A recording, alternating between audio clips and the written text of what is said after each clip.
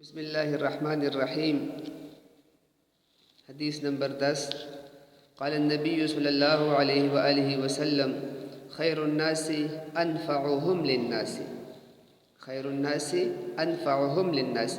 اور پرانی کتابوں میں یہ حدیث نمبر 20 ہے، اور یہ حدیث وہاں پر یوں لکھی گئی ہے خیر الناس من ينفع الناس، دونوں کا ایک ہی مطلب ہے۔ دیکھیے ذرا ترجمہ۔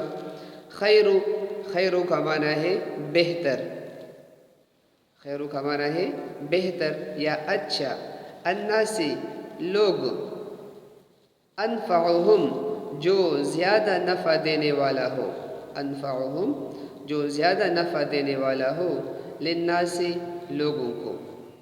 دیکھیے ذرا، خیر الناس لوگوں میں سے اچھا وہ ہے جو زیادہ نفع دینے والا ہو۔ خیر الناس انفعهم للناس، لوگوں میں سے اچھا وہ ہے جو لوگوں کو زیادہ نفع دینے والا ہو۔ عزیز طلبہ، سلیبس کے مطابق یہاں پر اس حدیث کا صرف ترجمہ یعنی زبانی آپ نے یاد کرنا ہے، اور اسی کے ساتھ ساتھ آپ نے اس کا ترجمہ بھی یاد کرنا ہے، کیونکہ پیپروں میں آ سکتا ہے خیر الناس من ينفع الناس انفعهم للناس، کہ اس حدیث پر اعراب لگائیں اور ساتھ ساتھ ترجمہ بھی کریں۔ لیکن اس کے علاوہ آپ تشریح بھی ذرا مختصراً سن لیجئے۔ تشریح میں یہ ہے کہ یہ ایک انتہائی اہم حدیث ہے جس میں بہترین عمل کی نشاندہی کی گئی ہے، اور وہ بہترین عمل انسانیت کی فلاح و بہبود کا عمل، انتہائی خوبصورت اور پسندیدہ عمل ہے۔ اسی طرح دنیا میں عزت اور کامیابی انہی لوگوں کو نصیب ہوتی ہے کہ وہ خلق خدا کو فائدہ پہنچائے۔ تو خلق خدا کے علاوہ جو اللہ تعالیٰ کی مخلوقات ہیں، ان مخلوقات میں انسان بھی شامل ہیں، اور اس کے علاوہ اللہ تعالیٰ کی اور مخلوق بھی بے انتہا ہے، وہ سب شامل ہیں۔ تو جس طرح انسانوں کے ساتھ اچھائی اور خیرخواہی کا معاملہ کیا جاتا ہے، اسی طرح لوگوں کے ساتھ بھی اسی طرح جو اللہ تعالیٰ کی دوسری مخلوقات ہیں ان کے ساتھ بھی خیرخواہی کا معاملہ کیا جائے۔ ایسے لوگ حدیث کی زبان میں خیر الناس ہے، جس طرح لفظ ذکر ہے خیر الناس، خیر الناس کا ذکر ہے یہاں پر، یعنی بہترین لوگ ہیں۔ یہ لوگ دنیاوی کامیابی اور آخرت کی نجات سے ہمکنار ہوں گے۔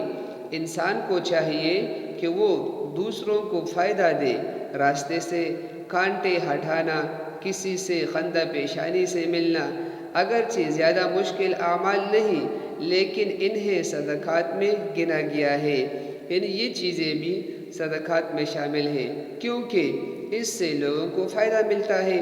راستے میں تکلیف دہ چیز ہے اس کو ہٹانا، اسی طرح کسی سے خندہ پیشانی سے ملنا لوگوں کے نفع کے لیے ہے۔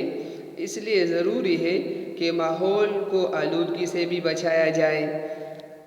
جو ہمارا آج کل ماحول ہے وہ آلودہ ہے، اگر اس کو آلودگی سے صاف کیا جائے، پاک کیا جائے، تو یہ بھی انسانی فائدے کے لیے ہے۔ پانی ہے، پانی بھی صاف رکھا جائے، گھر، راستے، شہر، گاؤں صاف رکھے جائیں۔ ایسے کام کرنے والے بہتر ہوتے ہیں اور اللہ تعالیٰ کو پیارے اور محبوب بھی ہوتے ہیں۔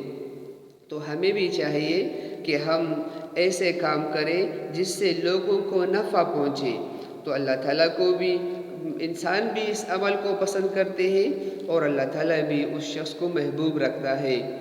اب اس حدیث میں جو ذکر ہے خیر الناس انفعهم للناس، نفع پہنچانا، تو اب اس میں حقوق کا ذکر بھی ہے۔ ایک حقوق ہے، ایک قسم کے حقوق یعنی حقوق اللہ ہے، اور ایک قسم حقوق العباد ہے، یعنی ہر مسلمان کے ذمے دو حقوق ہیں، ایک حقوق اللہ اور ایک حقوق العباد ہے۔ تو حقوق اللہ یعنی اللہ تعالیٰ اپنے حق کو معاف کر سکتا ہے، اللہ تعالیٰ کو اختیار ہے، اگر کسی کا کوئی حق ہے تو اللہ تعالیٰ اس کو معاف کر دے تو اللہ تعالیٰ سے کوئی پوچھنے والا نہیں۔ لیکن بندوں کے حقوق معاف نہیں کرتا جب تک بندے خود معاف نہ کرے۔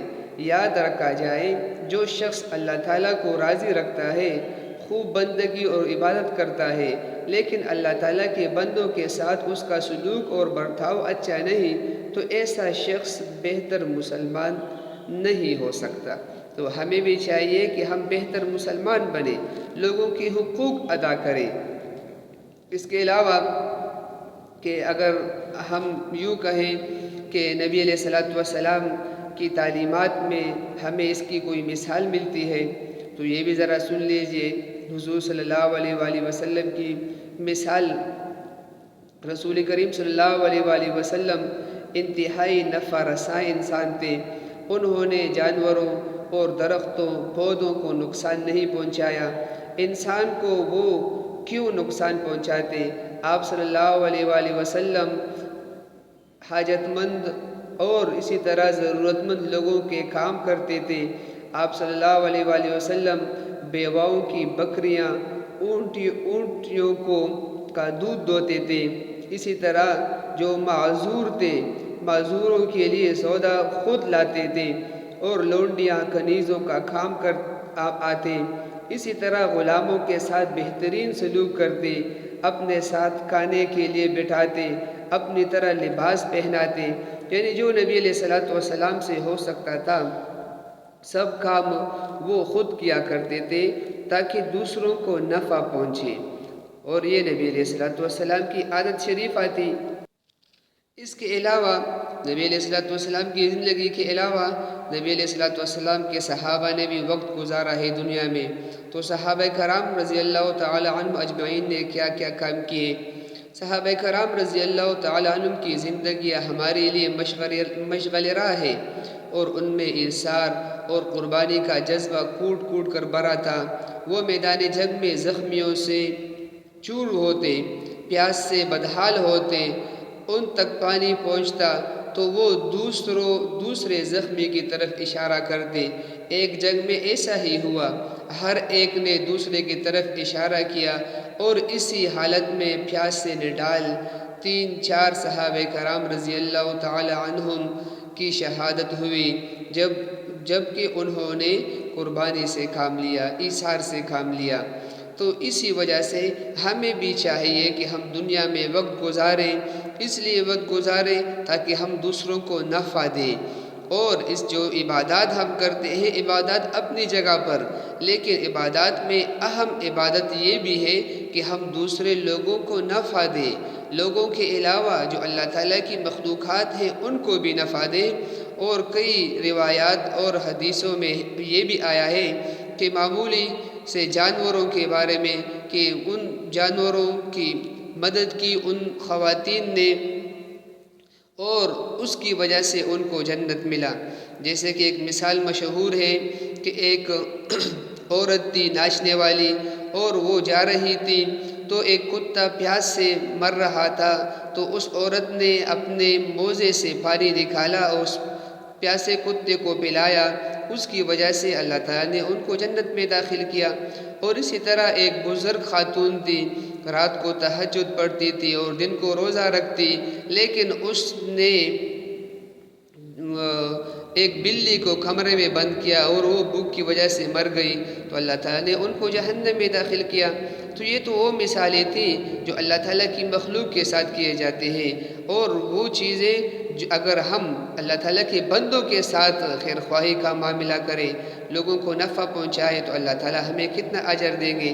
تو ہمیں چاہیے کہ ہم دنیا میں وقت گزاریں، دوسرے لوگوں کے لیے وقت گزاریں۔